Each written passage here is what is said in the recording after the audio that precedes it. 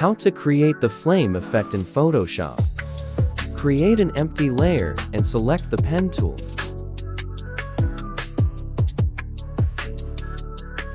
Using the pen tool, create a path in which you want the flame to follow. Ensure the path option is selected.